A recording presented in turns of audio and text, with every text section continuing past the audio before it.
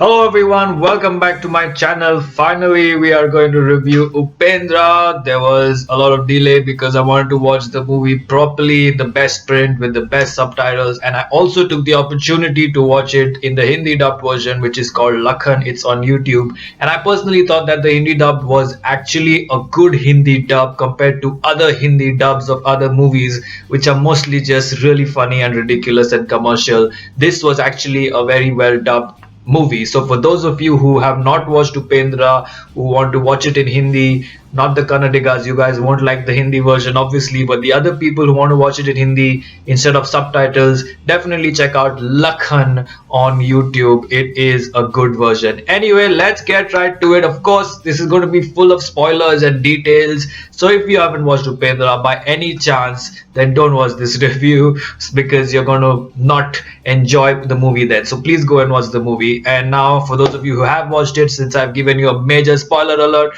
let's go and speak about Upendra.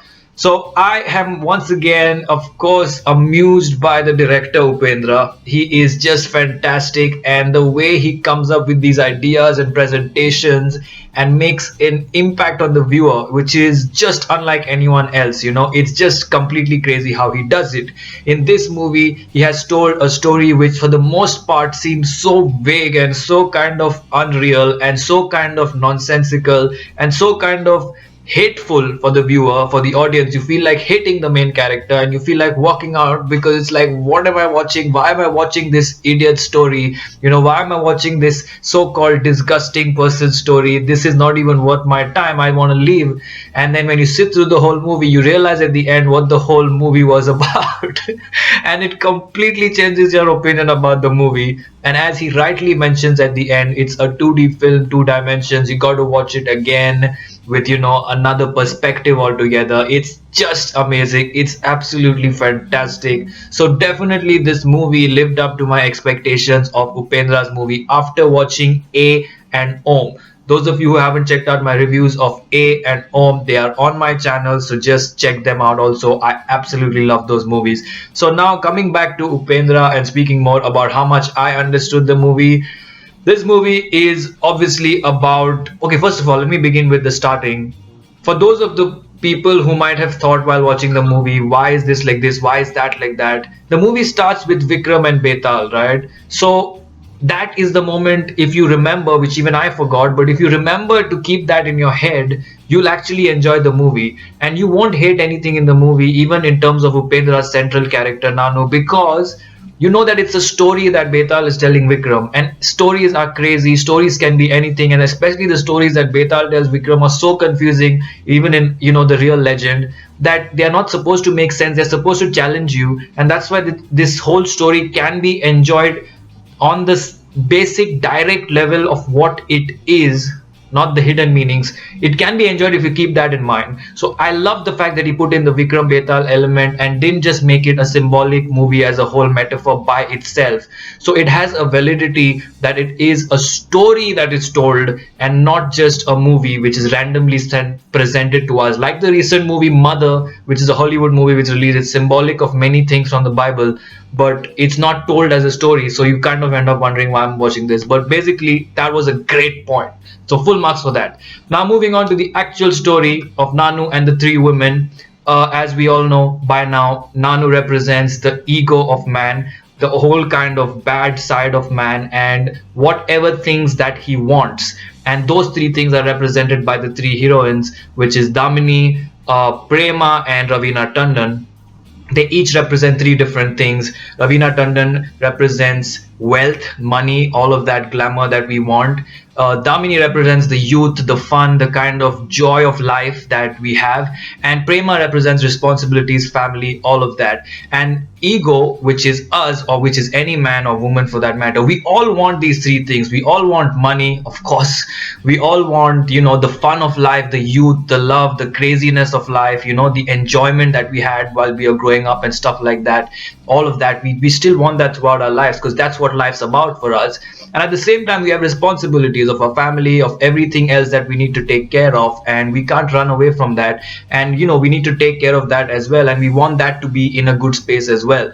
So this whole kind of narrative and how ego and ourselves, basically nano means I, so it's I, how we want these three things, and it's portrayed through the kind of presentation of ego, which is completely crazy, does whatever feels he feels right, and it doesn't make sense to half the world, it won't make sense to anyone else, it doesn't care if it makes sense, because that's what ego is about. It's just all about yourself, and that's why the character is aptly named I. It's all about me, me, me, me, I. This is what I want, this is what I want to wear, this is what I want to say, this is what I want to do, blah blah blah, this is how I am, I don't care about you, I don't care about you, I don't care about you, this is me, I want this, I want that. It's all about that. And that is why the character of Upendra is very hateful. Like, for an audience who's watching it, especially me, it's very like I loathed that character. It was just terrible. Like, I didn't want to watch him. I didn't know what he was doing. Everything that he was doing almost was so ridiculously wrong and so kind of ugly and so disturbing to watch that it was just not fun to watch him. But of course, that's why I said, if you keep the fact in mind that it's an Upendra movie, you keep the fact that in mind that it's a story narrated by Betal to Vikram, and if you stay till the end, then you're all like, whoa, that was wonderful. And of course, the three kind of actresses, they come with their own thing. Like, the weather also changes when they come on screen, which was an interesting thing. He wanted to portray different seasons and different kind of feel to that character. So there was always, like, I think Ravina Tandon represented the sun, I think the brightness, if I remember. Prema represented the rains, because whenever she came it would rain. And Damini represented, I think, wind, if I'm not mistaken. Maybe I'm interchanging them, but there was a lot of detailing that's gone into this movie, so it's really not as simple as it sounds.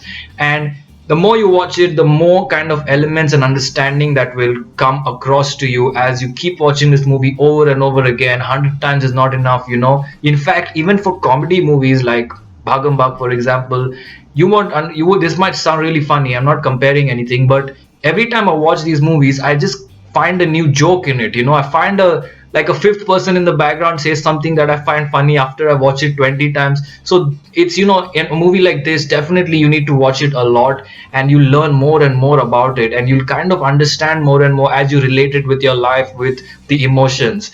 It's absolutely wonderful, and I think that he's done a fantastic job on this movie.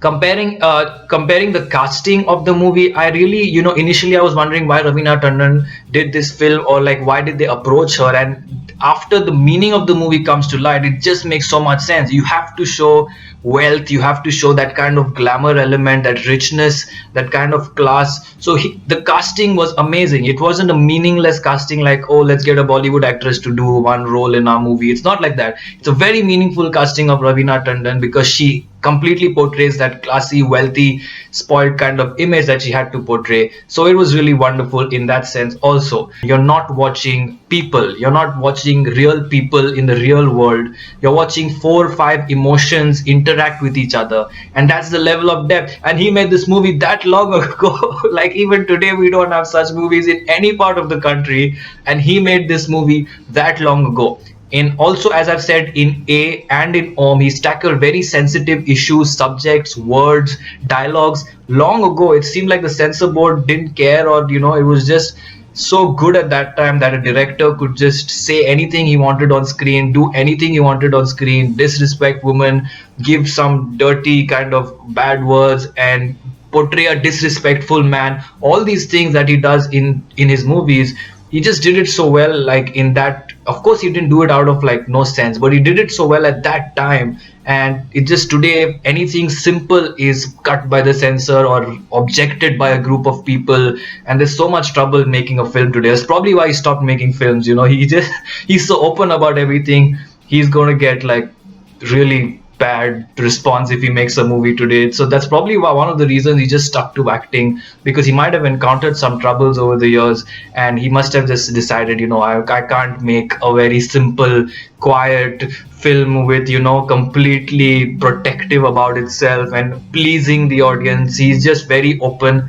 and he just wants to make films that are open, and I hope that his next film he does that. So I really enjoyed this movie, completely enjoyed it. It was a great watch, and of course, the more I watch it, the more I'll understand For Upendra, because of the dynamic element of emotions and the level of writing that makes you watch it every single time and learn more, I'm going with 4.5 stars. This is absolutely fantastic. I would have gone with 5 because it deserves the 5 star, but I'm not taking half star off because he should have made it a little more entertaining and more gripping and kind of more so to say a movie which has, as he says, it's a 2D movie, but for me personally, one of that dimension is completely invalid because I can't watch that movie as a normal movie. So I hope he had done a proper 2D movie wherein some people, even like kids or like random people who just watch a movie for the fun with popcorn and coke, they also enjoy it and they don't care about the emotions and they don't care about what the real meaning is, but they also enjoy it, as well as the people who enjoy emotions, which is the other dimension, also enjoy it. So therefore I'm just taking half star off, but it doesn't matter. This is a classic. I'm going with 4.5 stars for Upendra. I hope you like this review. Like, comment, share, subscribe, and take care.